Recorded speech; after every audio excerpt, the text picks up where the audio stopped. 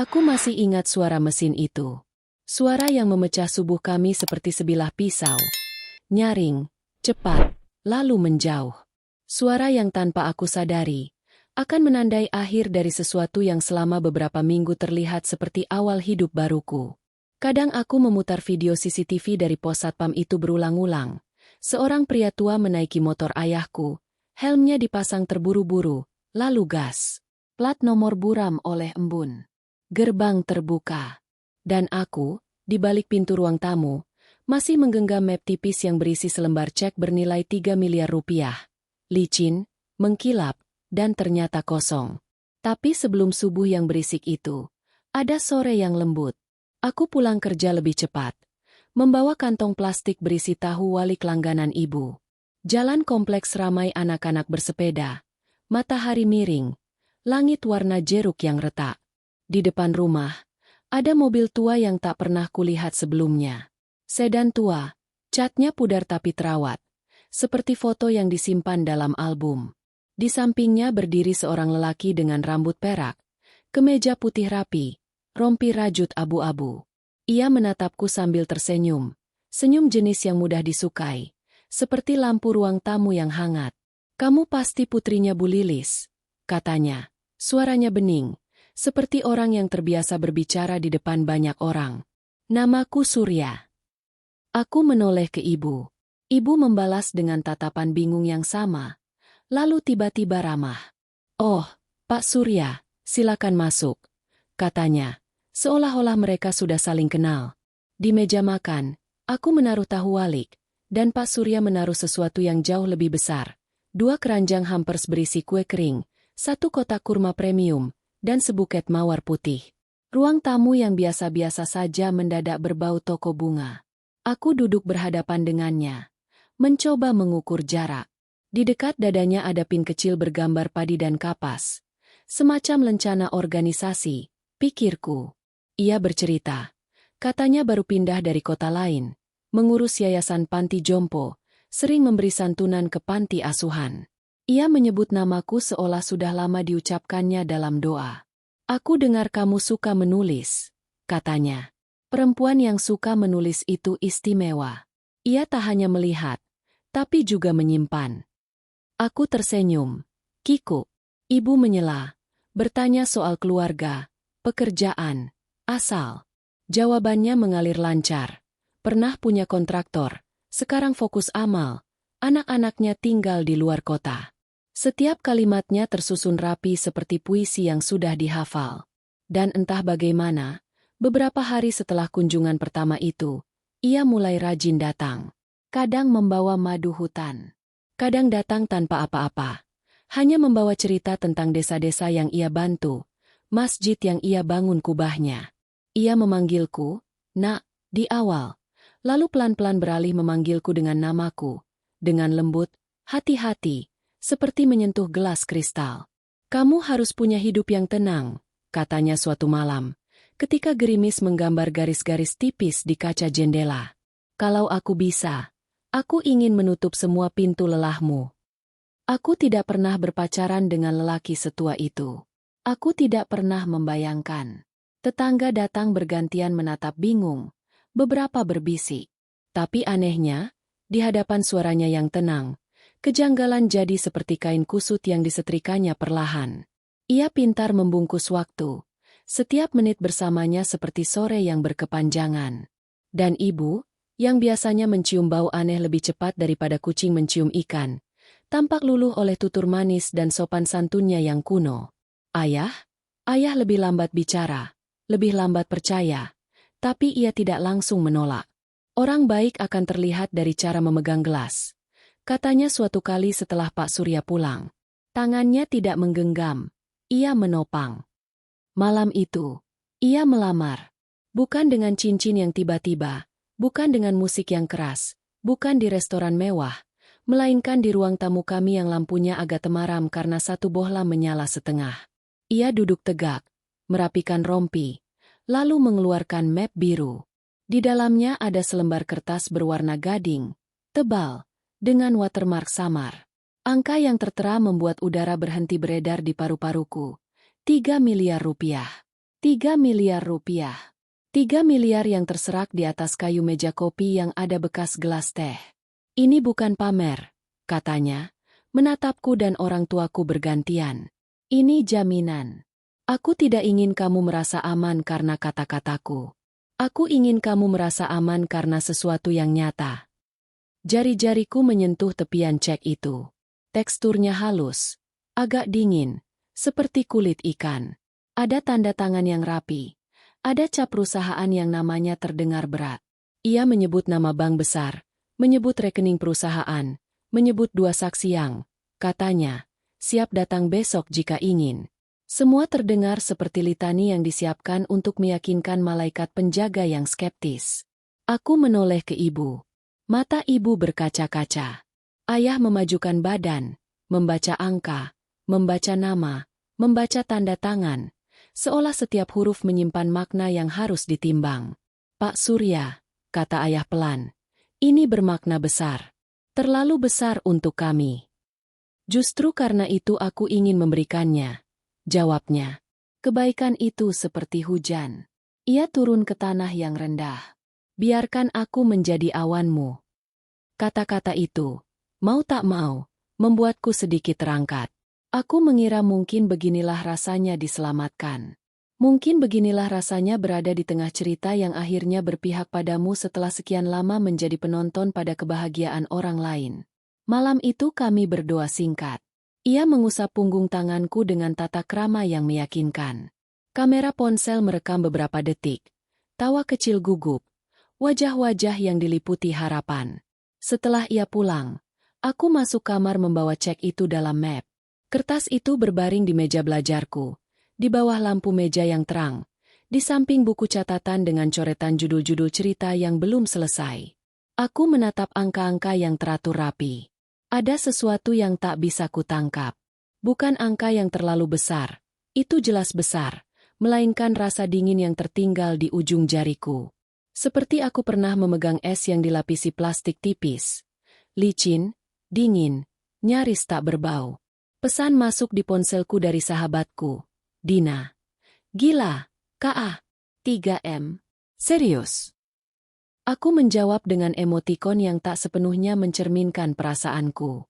Lalu aku memotret cek itu dari kejauhan. Sudutnya kupotong agar tak semua terlihat. Aku kirim ke Dina. Dia membalas cepat. Hati-hati, Ka. Nanti cek dulu ya. Aku menulis di catatan. Cek bukan uang. Cek janji. Janji harus diuji. Tiba-tiba aku merasa seperti berdiri di antara 2 jembatan. Satu dari bunga dan pujian, satu lagi dari angka-angka dan prosedur. Dan malam itu, untuk pertama kalinya, aku bertanya pada diriku sendiri, jika bahagia datang dengan begitu megah, apakah ia akan pergi dengan cara yang lebih sunyi, atau lebih gaduh? Di luar, gerimis reda. Di dalam kamar, cek itu tetap halus, tetap dingin, dan entah bagaimana, semakin berat di mataku. Pagi berikutnya, rumah kami terasa lebih terang dari biasanya. Ibu sudah menyiapkan teh melati dan pisang goreng, seolah-olah tradisi baru telah dimulai. Di meja, map biru itu tetap tergeletak, seperti tamu yang datang terlalu dini dan belum tahu kapan harus pulang. Aku menatapnya lama, lalu memutuskan, sebelum mimpi ini membesar, aku harus mengukur batasnya. Aku memotret cek itu lebih jelas, tanpa menyertakan nomor lengkap, kemudian mengabari Dina. Dina bekerja di bank, bukan cabang yang sama dengan nama di cek, tapi ia kenal orang-orang yang bisa ditanya. Kirim angle dekat watermark. Tulisnya. Aku menggeser lampu meja, mencari pantulan samar, memotret. Oke, aku coba cek siang ini. Balasnya. Pak Surya datang menjelang zuhur, membawa nasi kebuli dan senyuman yang tak tergesa. Ia menanyakan tidurku, menanyakan apakah aku suka lagu-lagu keroncong, menanyakan rencana bulan madu yang katanya, harus sederhana agar bahagia tak cepat habis. Ibu tertawa, ayah mengangguk pelan. Aku ikut tertawa, tapi mataku beberapa kali melirik map biru. Ia menangkap lirikan itu, lalu berkata lembut, "Kalau kamu ingin, kita bisa ke bank sore ini. Biar kamu makin tenang." Katanya tanpa didesak, Tanpa defensif, justru semakin meyakinkan. Rekeningnya perusahaan. Kadang teller perlu konfirmasi dulu ke manajemen. Tapi aku biasa, tak sulit. Kalimat, aku biasa, menggantung di kepalaku seperti lampu neon yang berkedip sekali. Biasa? Berapa kali ia menulis cek sebagai mahar? Atau berapa transaksi besar yang membuatnya fasih? Aku tersenyum menutupi gelisah. Sore bisa, Pak, kataku, melirik ayah. Ayah tidak menolak. Ia malah menepuk lututnya. Tanda mengizinkan. Siang merayap pelan. Dina mengirim pesan. Garis mikroprintnya ada, tapi rada aneh. Nomor serinya seperti, tunggu konfirmasi. Aku membaca 2 kali, mencoba menafsirkan, rada aneh, seperti menafsirkan cuaca. Apakah perlu payung? Apakah cukup topi? Aku membalas. Sore mau ke bank sama beliau. Dina hanya mengirim emotikon mata melirik. Sebelum berangkat, tetangga kami, Bu Rini, mampir mengembalikan piring. Ia melihat nasi kebuli, melihat Pak Surya, lalu berbisik pada ibu tentang acara pengajian. Aku mendengar namanya disebut samar-samar. Lalu perempuan itu memicingkan mata padaku. Pak, maaf, saya pernah lihat Bapak ya? Di perumahan Gria. Apa itu, Gria Asri? Tanya Bu Rini setengah ragu. Pak Surya tertawa kecil. Sopan. Bisa jadi, Bu. Saya punya banyak kenalan. Jawabannya licin seperti lantai baru dipel. Tidak menyalahkan, tidak membenarkan, hanya menyarankan kemungkinan. Jalan ke bank terasa lebih panjang. Di mobil, Pak Surya bercerita tentang masa muda. Katanya dulu ia gemar mengumpulkan perangko dan membaca koran di perpustakaan kota. Ia menyebut nama jalan-jalan lama yang kini tak ada di peta. Aku mencatat cara ia menempuh obrolan. Seperti pengemudi yang tahu persis kapan harus menambah gas, kapan menurunkan gigi, kapan memutar radio agar keheningan tak menegangkan. Ayah menyahut sesekali. Ibu menyisipkan doa. Aku menatap keluar. Di kaca, wajahku tampak seperti seseorang yang berusaha menjadi dirinya sendiri di tengah bunga-bunga yang bukan miliknya. Di lobi bank, udara dingin menyapa. Pak Surya mempersilakan kami duduk. Ia menyodorkan nomor antrian, menyilangkan kaki, terlihat sabar. Ketika nomor kami dipanggil, kami maju bersama. Teller menatap cek itu, mengetik, memandang layar, memanggil supervisor. Supervisor datang, memeriksa watermark, menatap kami dengan senyum profesional. Mohon tunggu sebentar, ya. Ia pergi ke ruangan belakang membawa cek itu. Waktu mendadak melar. Ibu menggenggam tas erat. Ayah menatap jam tangan tua yang kacanya retak halus. Pak Surya tetap tenang. Bahkan sempat bertanya apakah kami mau kopi. Aku menolak halus. Dadaku seperti dipegang sesuatu yang dingin. Pintu ruangan belakang terbuka. Supervisor keluar tanpa cek di tangan. Hanya dengan amplop kecil. Ia menunduk tipis.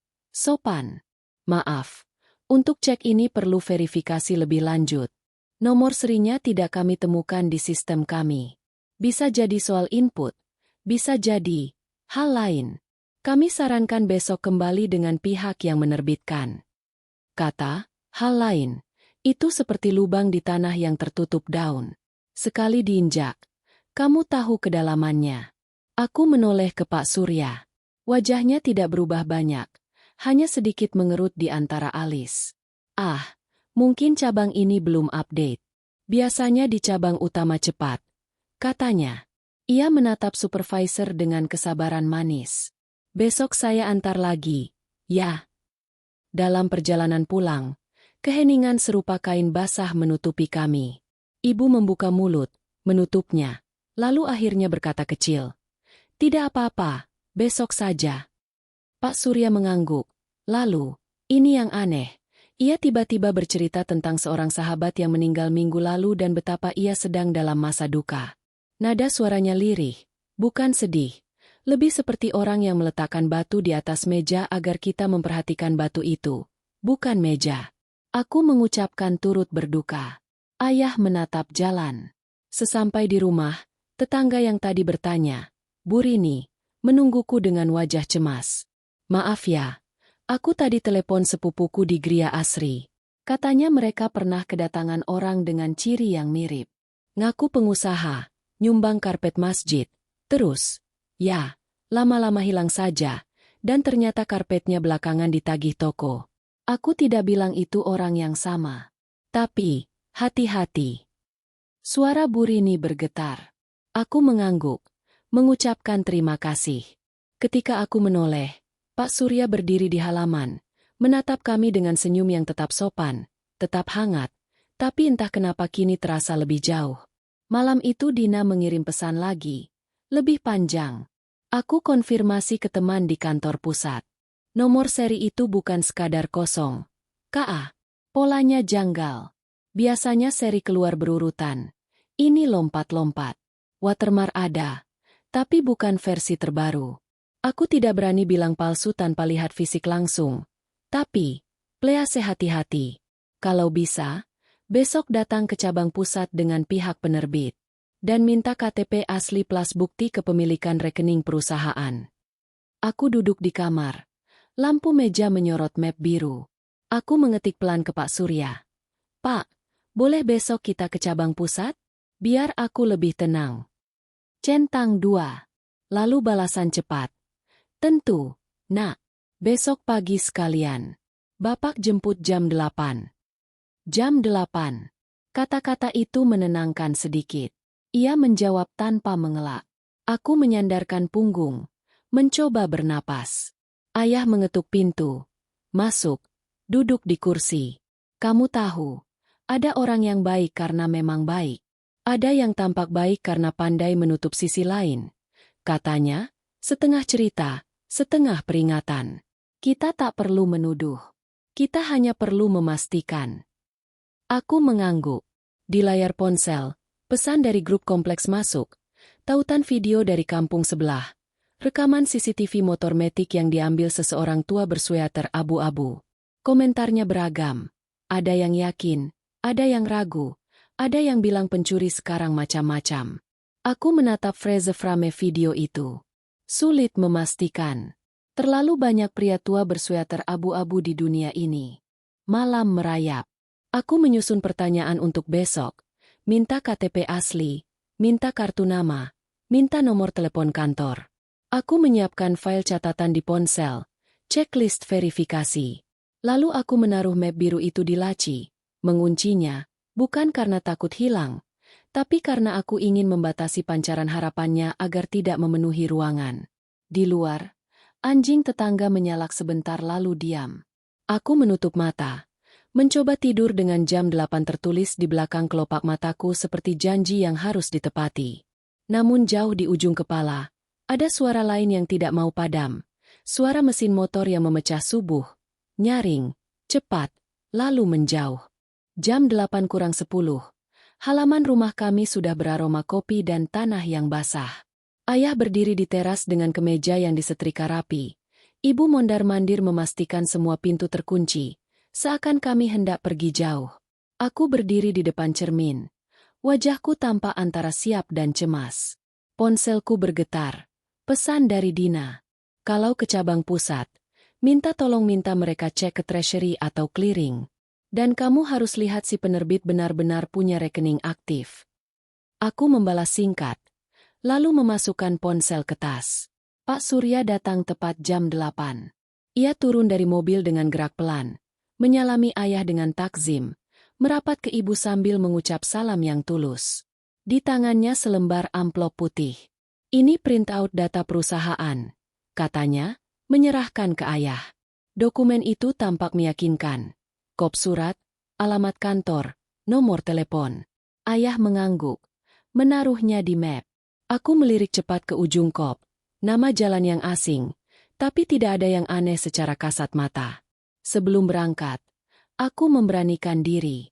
Pak, boleh saya lihat KTP asli Bapak? Tanyaku. Ia tidak marah, hanya tersenyum tipis, merogoh dompet dan mengeluarkan kartu plastik hijau kebiruan itu. Foto dirinya beberapa tahun lebih muda, tapi masih mudah dikenali. Aku mencatat nik di ponsel, mencocokkan nama dicek. Semuanya senada. Maaf ya, Pak, kataku. Saya cuma ingin tenang. Ia meletakkan telapak tangan di dadanya. Kamu berhak tenang. Aku ingin kamu tenang. Di mobil, ia menyalakan radio pelan. Lagu-lagu lawas mengalun. Jalan menuju cabang pusat melewati boulevard dengan pepohonan besar. Aku duduk di belakang, di sebelah ibu. Ayah duduk di depan. Sesekali membuka-buka dokumen perusahaan itu. Pak Surya, perusahaan Bapak bergerak di apa? Tanya ayah. Dulu konstruksi, kini holding untuk sosial dan properti. Jawabnya. Alamat kantor? Tanya ayah lagi. Ada di kop surat. Balasnya ringan. Kalau sempat, kita mampir. Aku mengirim pesan ke Dina. On the way. Ada printout perusahaan. KTP oke. Dina membalas singkat. Good. Hati-hati di kata-kata. Jangan sampai kamu yang minta maaf terus. Di cabang pusat, bangunan lebih tinggi, kaca lebih berkilau, ruang tunggu lebih tenang. Kami langsung diarahkan ke meja customer service setelah kujelaskan tujuan. Petugas bernama Yuni, berkacamata tipis, menatap kami tanpa terburu-buru. Saat cek dikeluarkan, ia memanggil rekan dari bagian clearing. 2 orang datang, 1 laki-laki, 1 perempuan, membawa lampu kecil untuk memeriksa watermark. Mereka bekerja nyaris tanpa suara. Hanya suara kertas diselipkan, lampu dinyalakan, dan klik halus tombol keyboard. Yuni menatap kami. Boleh saya fotokopi KTP Bapak untuk data? Pak Surya menyerahkan KTP tanpa ragu. Boleh juga printout perusahaan? Tanya Yuni. Ayah menyodorkan. Yuni membacanya. Alisnya bergerak sedikit. Kami akan cek nomor telepon di kop surat, katanya. Prosedur standar. Ia mengangkat gagang telepon, menekan angka. Sambil menunggu sambungan, ia berkata pelan. Mohon izin, ini mungkin akan memakan waktu. Kami perlu verifikasi multilevel untuk nominal seperti ini. Telepon tersambung. Yuni menyebutkan namanya, menyebutkan tujuan, menyebut nomor cek. Ia mengangguk beberapa kali, menatap layar, lalu berterima kasih dan menutup telepon. Kami sedang tunggu konfirmasi dari bagian lain, katanya. Bisa duduk sebentar. Kami pindah ke deretan kursi yang lebih sepi.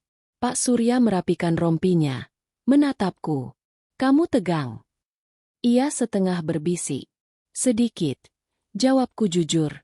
Ia menghela napas pendek, menatap jauh, lalu tiba-tiba bercerita tentang istrinya yang sudah meninggal, tentang kesunyian rumah tua yang dingin, tentang lemari baju yang masih menyimpan kebaya terakhir yang tak pernah dipakai. Cerita itu datang seperti air yang mencari retakannya sendiri. Ibu menggenggam tanganku. Aku mendengar, berusaha tidak hanyut. Di sudut matanya ada kilau yang memantulkan lampu ban. Aku tidak tahu apakah itu air mata atau rencana. Petugas clearing kembali memanggil kami. Di meja, Yuni tersenyum sopan tapi dingin. Terima kasih menunggu. Ada beberapa catatan, katanya. Pertama, format watermark yang ada di cek Bapak ternyata tidak sesuai dengan batch watermark terbaru yang seharusnya digunakan untuk seri ini. Kedua, penomoran seri pada cek ini tidak ditemukan pada sistem issuance kami. Ketiga, nomor telepon kantor di kop surat perusahaan tidak dapat diverifikasi. Nomor aktif, tapi bukan nomor kantor melainkan nomor prabayar yang terdaftar sebagai pelanggan individu, bukan korporat. Ibu menarik napas pendek. Ayah menegakkan punggung. Wajahnya memucat tipis. Aku menatap Yuni, lalu menatap Pak Surya. Ia tidak langsung bicara. Sedetik, 2 detik. Seakan ia membiarkan kata-kata itu menggantung untuk memilih mana yang akan dijadikan pijakan. Lalu ia tertawa kecil. Bukan tertawa gembira, tapi semacam tawa yang hendak mengusap malam. Saya paham, katanya. Kadang perusahaan saya menggunakan vendor pencetakan pihak ketiga untuk dokumen. Untuk nomor seri, mungkin ada kesalahan input saat issuance. Nomor kantor, itu kebetulan nomor sekretaris yang pakai prabayar karena sering pindah-pindah lokasi. Yuni tetap tenang. Boleh minta dokumen pendukung lain? Misalnya kartu identitas perusahaan, NPWP, Atau kontak langsung direksi yang bisa kami hubungi sekarang? Pak Surya mengangguk mantap. Tentu, saya bisa ambil di mobil, di tas. Ia bangkit, tersenyum pada kami, mengangkat telapak tangan seolah minta izin sebentar. Di bagasi. Saya kembali cepat. Ada jeda 1 detik sebelum kata-kata Yuni menyusul. Pak, mohon maaf, demi keamanan, dokumen sebaiknya dibawa masuk oleh petugas kami atau Bapak didampingi Satpam. Kami pernah punya kasus. Kalimatnya menggantung sopan. Pak Surya sudah berdiri. Ia menoleh, tetap tersenyum. Tidak apa-apa, Mbak. Saya tidak kemana-mana. Aku spontan berdiri. Biar aku ikut. Pak, kataku. Ia menatapku sekejap, seperti ada kilat kecil yang sangat cepat di matanya, lalu mengangguk. Ayo. Kami berjalan beriringan melewati kerumunan kecil antrean, melewati satpam yang menatap sekilas, lalu menuju pintu keluar. Suhu udara luar menampar wajah dengan panas yang tiba-tiba. Di parkiran, ia berjalan lurus ke mobilnya, membuka bagasi. Di dalamnya ada tas kulit coklat, rapi, dan 1 kotak plastik. Ia membuka tas, mengaduk-aduk, menghela napas. Waduh, katanya pelan. Kayaknya dompet dokumenku ketinggalan di rumah. Pantas aku merasa ada yang kurang. Ia menutup tas, menatapku. Tidak apa-apa. Kita kembali saja. Atau mau aku telpon sekretaris biar antar ke sini? Aku menatapnya lama. Kalimatnya masuk akal. Tapi terlalu pas, terlalu sreg dengan momen yang genting. Di sudut parkiran, satpam melambaikan tangan pada rekannya. Sejenak aku melihat refleksi diriku di kaca mobil. Seseorang yang ingin percaya namun juga tidak ingin menjadi bodoh. Aku berkata, hati-hati memilih kata. Kalau dompet dokumen ada di rumah, kita bisa jadwalkan ulang siang atau sore. Atau, Pak, mungkin Bapak bisa WhatsApp fotonya ke Mbak Yuni dulu? Biar ada jejak. Ia menepuk-nepuk saku rompi, mengeluarkan ponsel. Boleh, katanya. Jempolnya bergerak cepat, seperti orang yang sudah terbiasa mengirim banyak hal. Aku minta ke sekretaris kirimkan scan dokumen.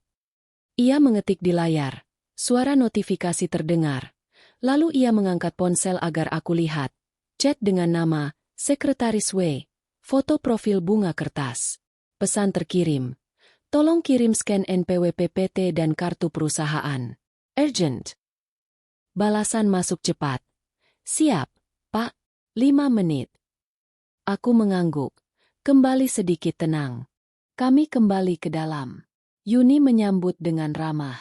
Baik, kita tunggu. 5 menit berlalu. 10. 15. Tidak ada yang masuk ke ponsel Pak Surya. Ia meminta izin menelpon. Telepon berdering. Tidak diangkat. Ia mencoba lagi.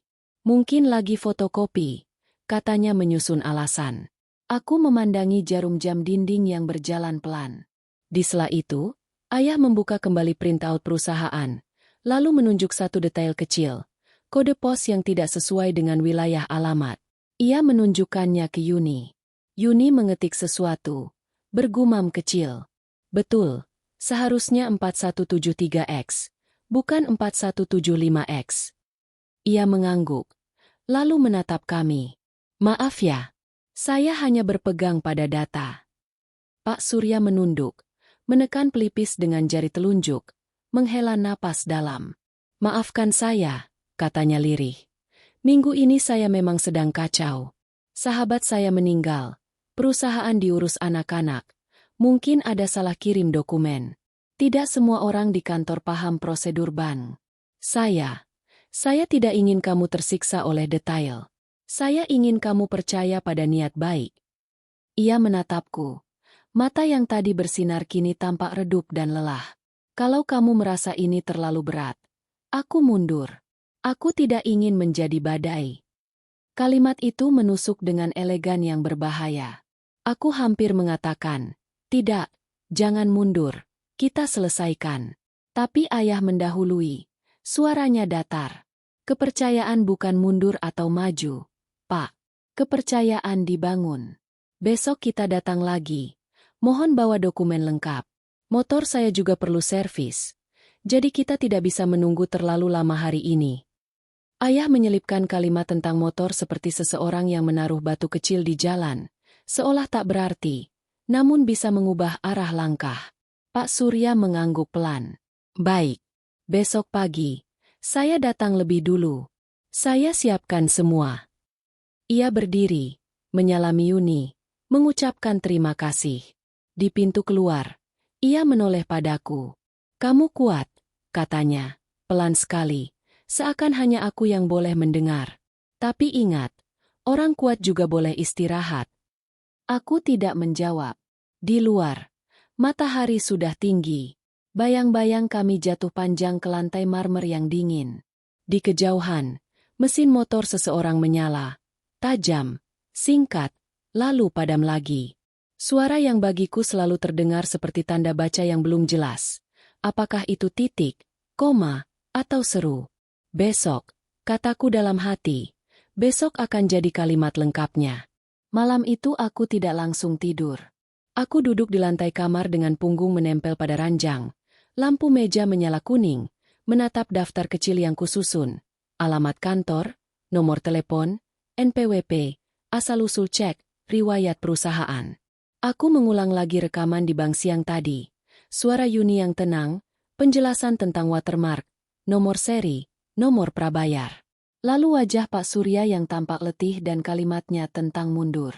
Ada sesuatu yang halus dari cara ia selalu memberi pilihan yang membuat kami merasa bersalah bila tak memilih dirinya. Ayah mengetuk pelan. Ia masuk, duduk di kursi, dan menyodorkan segelas air. Kamu tidak harus menanggung beban semua orang, katanya. Kalau rasanya berat, bilang berat. Aku mengangguk. Besok kita cek alamat di kop surat. Lanjutnya, kalau kamu mau ikut, ikut. Kalau tidak, biar ayah saja dengan Pak RT. Aku menatap wajah ayah. Ada garis-garis lelah yang biasanya disembunyikannya dengan candaan. Hari ini terlihat jelas. Aku ikut, jawabku. Kalau ini memang benar. Aku ingin menjadi orang yang melihatnya benar. Kalau ini salah, aku ingin menjadi orang pertama yang mengaku salah. Pagi-pagi kami berangkat. Bukan bersama Pak Surya, tapi berdua, ayah dan aku. Ibu tinggal di rumah, katanya ingin membereskan lemari dan membersihkan ruang tamu yang sejak beberapa hari terakhir seperti panggung yang selalu siap dipakai. Jalanan belum macet. Langit abu-abu. Kami mengikuti peta ke alamat yang tercetak rapi di kop perusahaan. Sebuah ruko di blok yang cukup ramai, dekat pasar baru. Tiba di sana, ruko nomor itu tertutup rapat. Pintu lipatnya abu-abu dengan stiker pengumuman tua yang mengelupas. Di sisi kiri, toko alat listrik. Di sisi kanan, agen ekspedisi. Seorang bapak tua duduk di kursi plastik di teras toko sebelah. Merokok, memandangi kami dengan rasa ingin tahu. Ayah mendekat. Pak, numpang tanya. Ruko nomor ini biasanya dipakai perusahaan apa ya? Ayah menunjuk angka di atas pintu.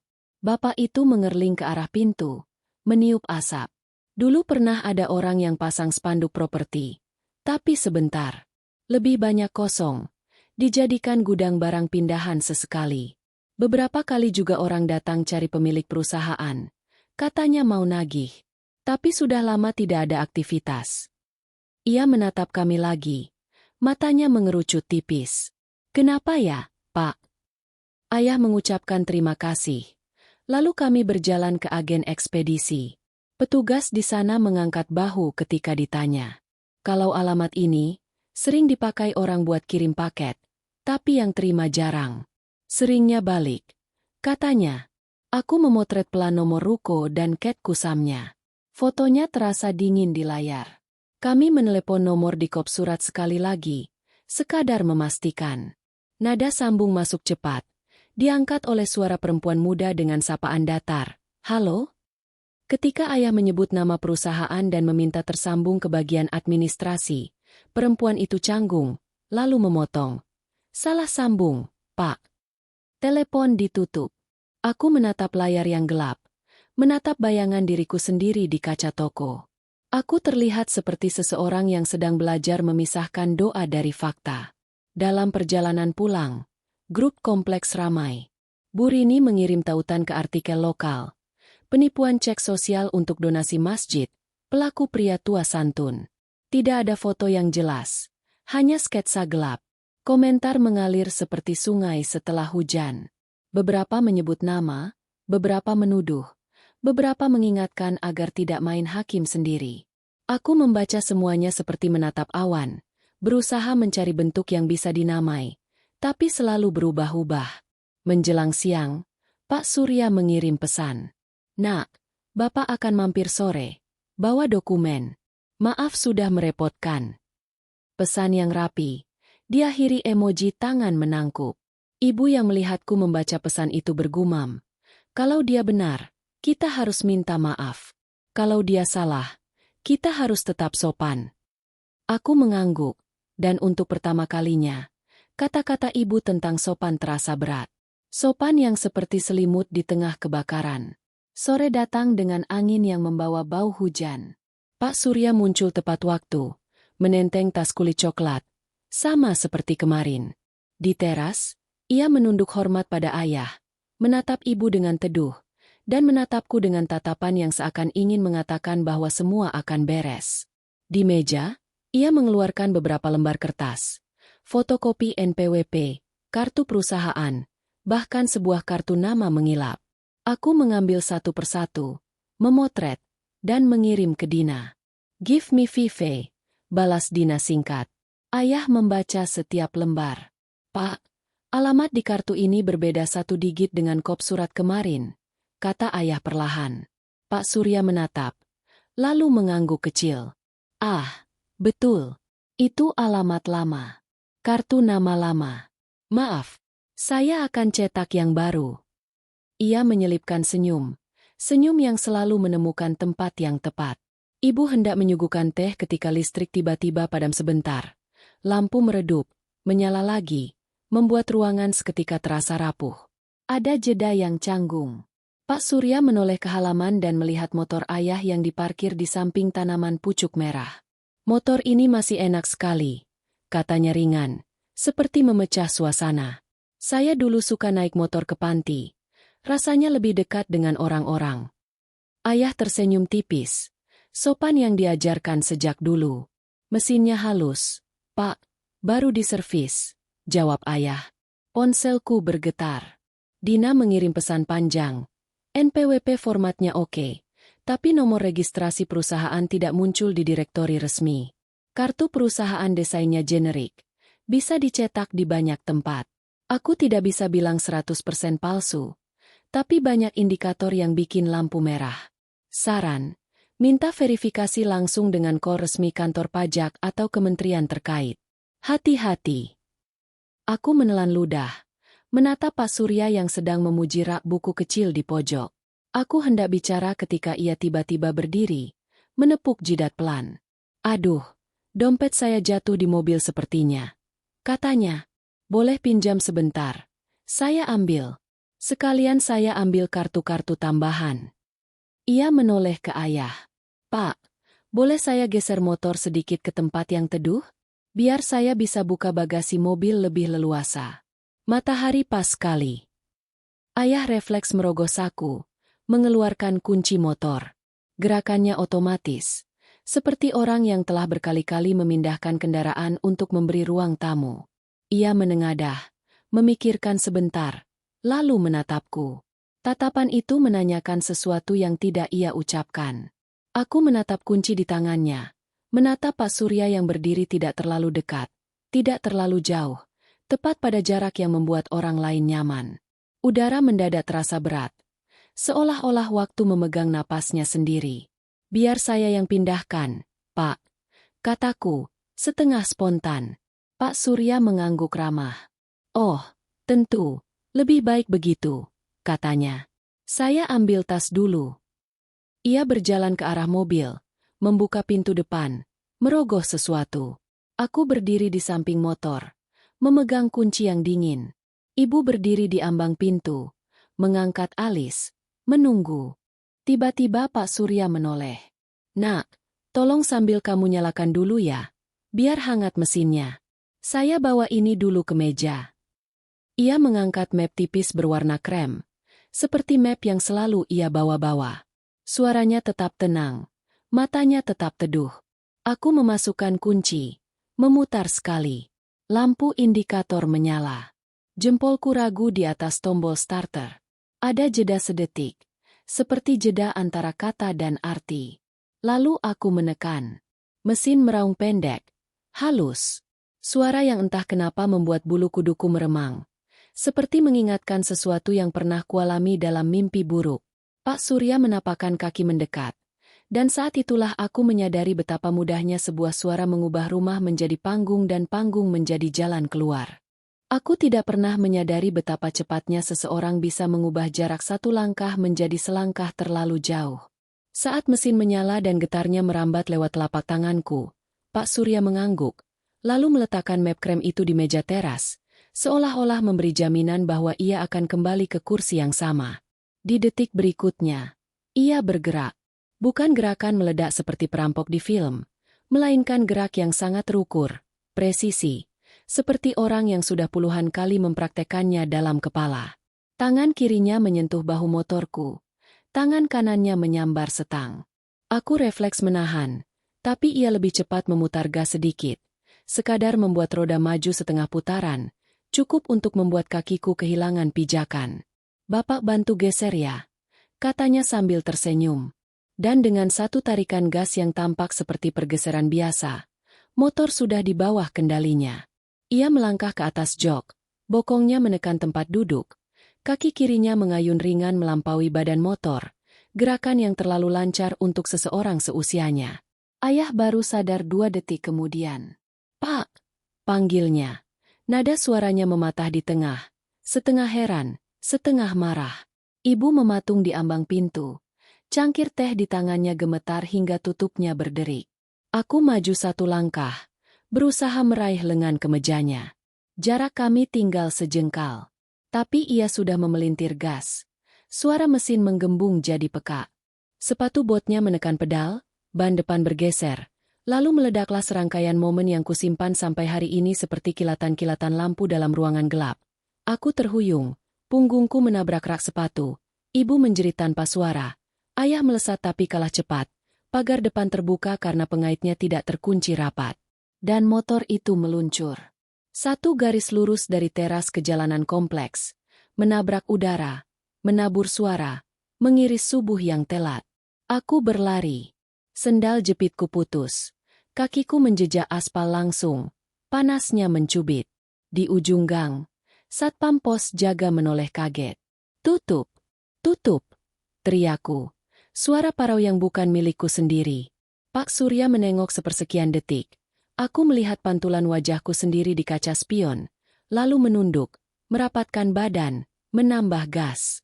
Pintu portal manual yang setengah tertutup ditabraknya dengan cerdik.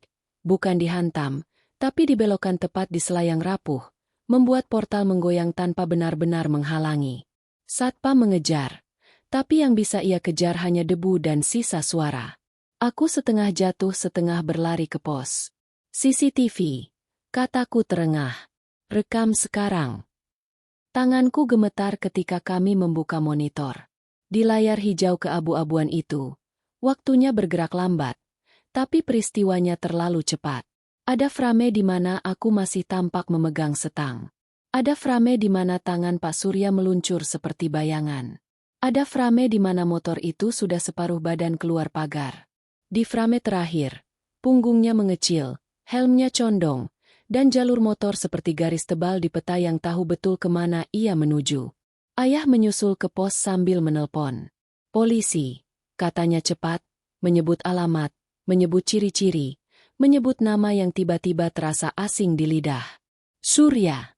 Laki-laki tua, rompi abu-abu, kemeja putih, helm hitam tanpa visor. Ibu datang membawa kartu STNK dan fotokopi BPKB. Nafasnya pendek-pendek, wajahnya putih seperti kertas. "Ini nomornya," katanya. Satpam lain mengeluarkan motor patroli kecil. "Saya ke arah barat," katanya. Aku mengangguk. "Aku ikut," gumamku. Ayah menahan bahuku. "Kamu di sini," tegasnya. Aku ingin marah, tapi tubuhku menolak. Lututku bergetar. Dina menelpon. "Ka, kamu di mana? Aku lihat pesanmu belum kubalas. Ada apa?" Aku menarik napas panjang, menceritakan semuanya secepat mungkin. Di ujung sana, Dina diam beberapa detik. Lalu suaranya berubah menjadi dingin fungsional. Nada seorang teller yang melintas batas jam kerja. "Dengarkan aku. Simpan rekaman CCTV. Ekspor filenya kalau bisa. Screenshot frame-frame kunci. Kirim ke aku. Aku punya kenalan di kepolisian sektor." Aku memutus telepon. Beralih ke mode yang tak pernah kubayangkan bisa kumiliki. Mode operator. Satpam menggeser mouse. Aku menandai waktu, menyalin file. Di layar, angka-angka waktu berkedip. Aku memotret layar, memperbesar plat yang buram. Masih buram. Polisi datang dalam sekitar 15 menit. Yang terasa seperti 100. 2 orang berseragam, 1 berbaju preman. Mereka sopan. Lebih sopan dari yang kubayangkan di kepalaku, dan langsung meminta kronologi. Suaraku pecah saat menceritakan bagian di mana ia menatapku sebelum memelintir gas. "Ada fotonya?" tanya yang berbaju preman. Aku membuka galeri. Ada foto-foto hampers. Ada foto cek yang kurapikan sudutnya. Ada video pendek malam lamaran. Suaraku sendiri bercampur tawa canggung.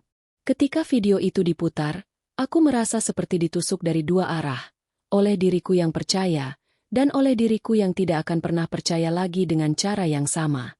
Mereka mengisi formulir laporan, mengambil salinan rekaman CCTV, memotret halaman rumah, mengambil sidik jari seadanya dari pegangan pintu dan gelas teh. Aku tidak tahu apakah itu sungguh akan berguna, tapi aku bersyukur pada ritual itu. Sebuah bentuk bahwa dunia masih punya prosedur yang lebih kuat dari kebingungan kami. "Kami sebarkan ciri-cirinya ke sektor-sektor sekitar," kata petugas. "Biasanya motor curian akan dibawa ke tempat sepi dulu. Plat mungkin segera diganti atau dilepas. Kami juga minta rekaman CCTV di pertigaan besar." Setelah polisi pergi, rumah kami terasa kosong dengan cara yang aneh. Tidak ada motor di halaman, tidak ada suara tawa yang belakangan ini terlalu sering terdengar, tidak ada map krem di meja. Aku baru sadar map itu ikut lenyap. Ibu duduk di kursi, menatap lantai seperti ada tulisan rahasia di sana. Ayah menatapku lama, lalu satu kalimat meluncur. "Kita tidak bodoh. Kita sedang diajari." Aku mengangguk. Meski kata itu terasa seperti pil pahit yang harus ditelan tanpa air. Sore merambat pelan. Tetangga berdatangan. Sebagian ingin membantu, sebagian membawa kabar simpang siur. Ada yang mengaku melihat motor itu di pertigaan lampu merah. Ada yang bilang mendengar suara mirip di gang lain. Grup WhatsApp kompleks berubah jadi ruang komando. Ada peta yang dikirim, ada titik-titik yang ditandai, ada orang yang menawarkan mobil untuk menyisir.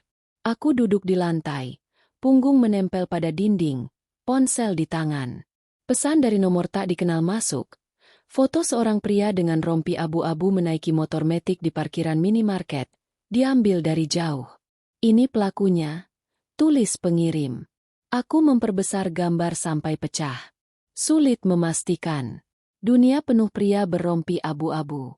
Malamnya, Dina datang. Ia membawa map bening berisi print out yang berlumuran stabilo. Aku minta tolong temanku lacak pola penomeran cek dan kolok nomor kop surat. Katanya. Semua mengarah ke satu pola. Nama perusahaan tempelan, nomor prabayar yang rutin ganti, dan badge watermark lama. Ia menatapku, bukan sebagai teller, bukan sebagai penyelamat, melainkan sebagai teman. "Kamu tidak salah karena ingin percaya," katanya pelan.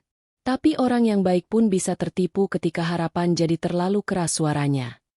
Aku tidak menangis. Anehnya, setelah motor itu pergi, air mata seperti menolak datang. Yang ada hanya rasa kosong yang rapi, seperti laci yang baru dikosongkan. Di tengah keheningan, ayah menyibak gorden, menatap jalan. "Besok kita ke kantor pajak konfirmasi NPWP ini," katanya. Lalu mampir ke kepolisian lagi bawa tambahan bukti. Ibu menutup wajahnya dengan kedua telapak tangan, lalu menurunkannya perlahan. Dan kalau ada orang lain bertanya, katanya, kita ceritakan dengan jujur. Biar tak ada lagi yang jadi panggungnya. Aku kembali ke kamar. Meja belajarku kosong. Tidak ada cek, tidak ada map biru. Hanya lampu meja yang memantulkan cahaya kuning ke dinding. Aku menulis satu kalimat di buku catatan. Janji yang tidak diuji adalah pintu yang tidak memiliki kunci. Lalu aku menutup buku, mematikan lampu, dan berbaring. Di balik kelopak mataku, suara mesin itu masih bergaung, nyaring, cepat, lalu menjauh. Tapi kali ini, di ujung gaungnya, ada sesuatu yang baru, niat untuk mengejar, bukan dengan kaki, melainkan dengan cerita yang akan kubuat sendiri. Pagi berikutnya kami berangkat lebih awal ke kantor pajak. Udara masih dingin, trotoar basah oleh hujan semalam. Ayah membawa map berisi fotokopi NPWP dan kartu perusahaan. Aku membawa catatan kecil dengan daftar nomor yang perlu dihubungi. Di loket informasi, petugas mengecek database, mengetik pelan namun pasti, lalu mengangkat wajah dengan ekspresi yang sudah kutebak. Nomor NPWP itu tidak tercatat untuk entitas yang tertera di kartu. Nomor ada, tapi milik orang lain, alamatnya berbeda kota, dan bidang usahanya bukan properti.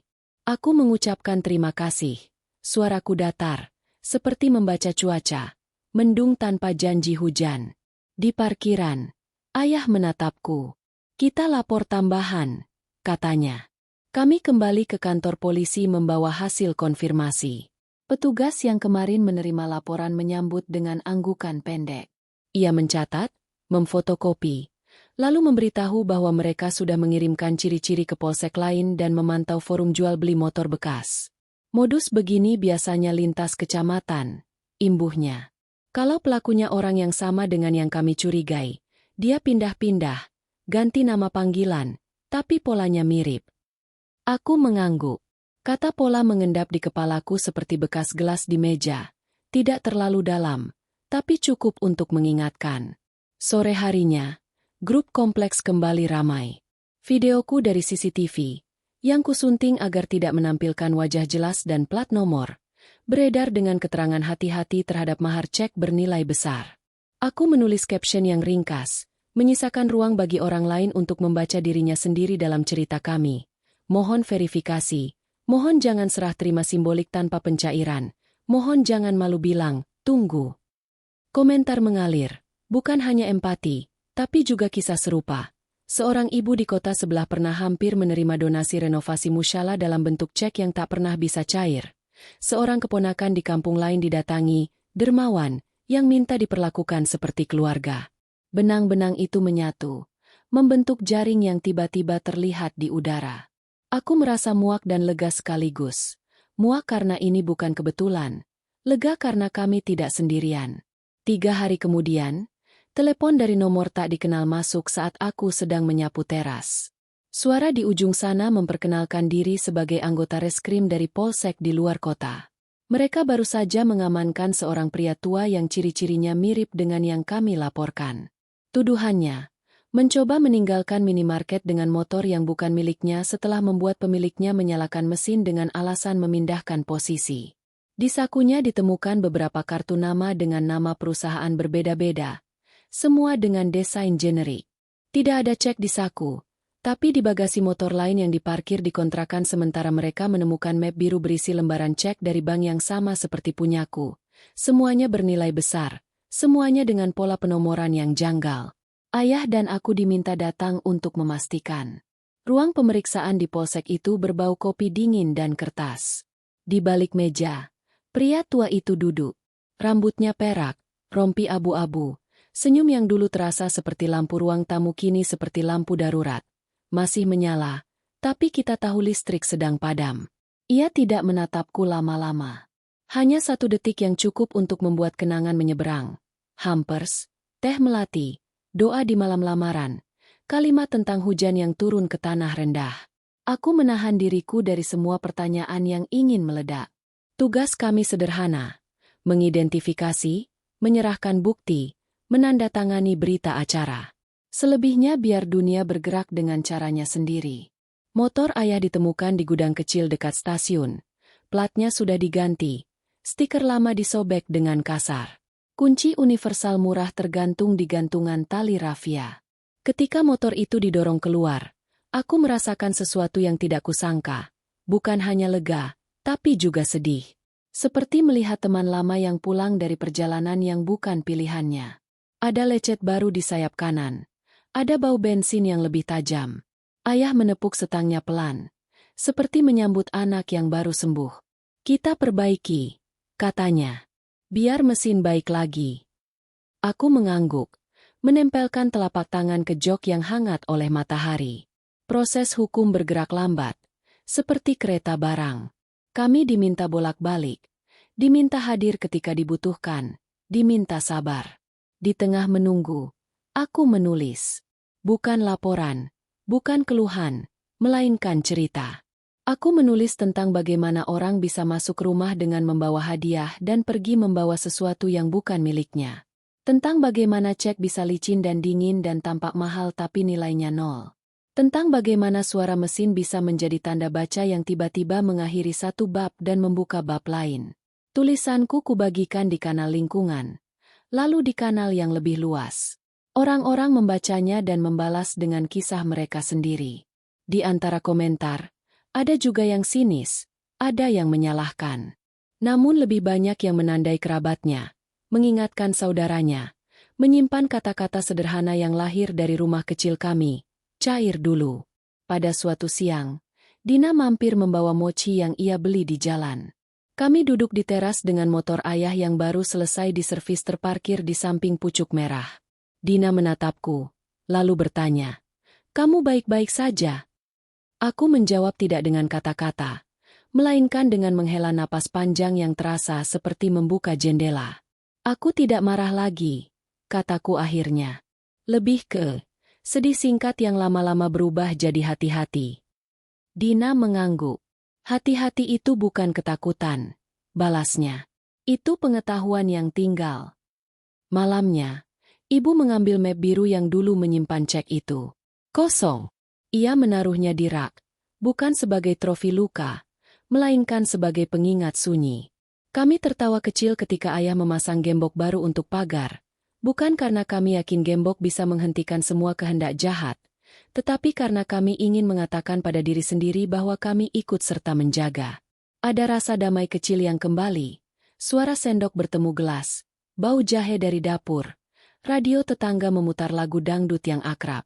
Hidup melanjutkan dirinya dengan hal-hal sepele yang ternyata kuat. Beberapa minggu setelahnya, seorang ibu dari kota lain mengirim pesan. Ia hampir menerima lamaran dengan mahar cek berjumlah besar dari seorang pria tua yang bahasanya lembut. Senyumnya teduh. Ia menonton videoku, membaca ceritaku, lalu memutuskan membawa cek itu ke bank sebelum acara lamaran. Ceknya tidak valid. Ia menulis terima kasih yang panjang. Aku membacanya sampai habis, lalu membalas dengan kalimat yang sederhana.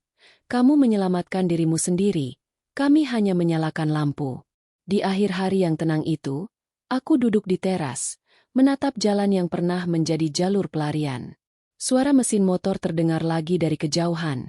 Bukan motor kami, bukan milik ayah, bukan milik siapapun yang kukenal.